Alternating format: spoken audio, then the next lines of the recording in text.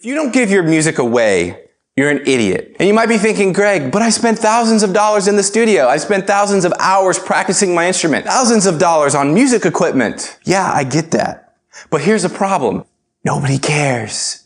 The person who might want to buy your music isn't thinking of that. They're thinking about the $12 that you're asking and not being sure whether or not it's going to be worth the money. So let me give you an example. My band plays a lot of live gigs and we typically charged $12 for a CD. Now we used to sell about 1, maybe 2 per gig if we were lucky. So one day I got totally fed up. I walked over to our merch booth. I grabbed a CD. I walked over to a guy on the bar and I handed it to him and said, "Hey, you want to buy my music?" He looked at me and said, "How much?"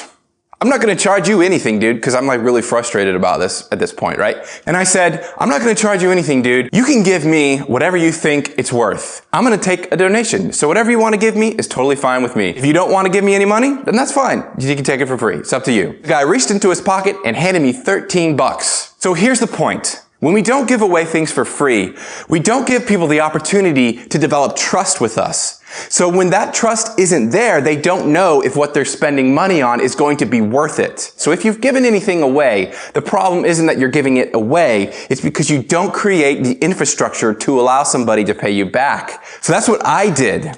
Now I called this the CD donation strategy because what happened was at that gig, I followed that pattern the rest of the night and I made 85 bucks instead of 24 bucks like I would have selling my CD outright. And of course, the next one I improved it and I made more money. But the point is that you gotta give people the chance to know whether or not you're worth spending money on. So what do you think about giving your music away for free? Do you get the whole trust thing or do you think I'm way off? Let me know in the comments below. Also, I have an upcoming webinar where I'm going to be talking about more of these strategies that my band uses to earn income from live music. So what I want you to do after you subscribe to my channel, I want you to click the link in the bottom of this video and in the description and sign up for that webinar. All right, I will see you next time.